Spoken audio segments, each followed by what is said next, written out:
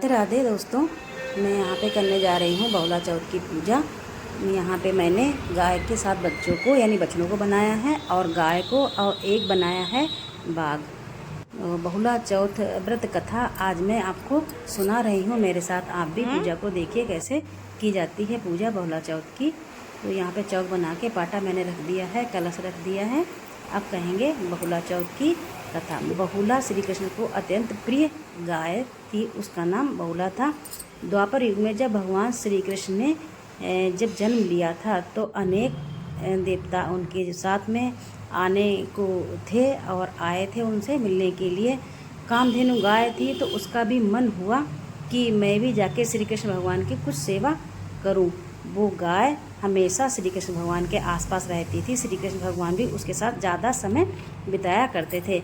एक दिन भगवान श्री कृष्ण ने सोचा कि चलो इस गाय की आज परीक्षा लेते हैं। भगवान श्री कृष्ण शेर के रूप में आके खड़े हो गए।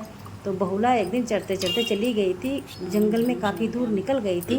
एकदम से सामने खड़े शेर को जब देखा तो वो बहुत ही डर गई, एकदम से डर से कांपने लगी।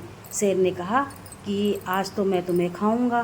बहुला रोने लगी कि नहीं, हाथ जोड़ के प्रार्थना करने लगी, गिड़गिड़ाने लगी। वो देख रही थी उसके सामने मौत खड़ी थी और उसका जीवन कुछ समय के लिए है। प्रार्थना करने लगी कि भगवान कि शेर जी जो है मेरी सुन लो, मैं कल इसी टाइम आऊँगी और आप मुझे खा लेना। मैं अपने बच्चों को कुछ बता के आऊँगी और मैं आपको इसी टाइम ज़रूर मिलूँगी। तो मैं कैसे तो यकीन कर लूँ कि तुम आओगी। बहुला ने कहा कि देखना मेरे कल मैं इस टाइम ज़रूर आऊँगी। तो उसी टाइम जब बहुला गाय वहाँ पे शेर के सामने पहुँचती है, शेर भी देख के एकदम से स्तब्ध रह जाता है कि देखिए इतनी सत्यवादी गाय और ये अपनी मौत से भी ना डरते हुए मेरे सामने आके खड़ी हो गई, जानते हुए भी कि मैं खा लूँगा। उधर गाय जब गई थी तो अपने बच्चों से कहने लगी, समझाने लगी, देखिए तुम आगे मत निकलना, नहीं तो सांड कहलाओगे और पीछे भी नहीं तो पिछड़े हुए कहलाओगे। हमेशा बीच में चलना और सही से चलना। तो इस बहुला जब वहाँ पे पहुँच गए तब शेर देखा कि तुम जब पहुँच गई हो, आ गई हो खाने, तो मैं तुम्हें छोड़ रहा हूँ और मैं तुमसे अत्यंत प्रसन्न हूँ।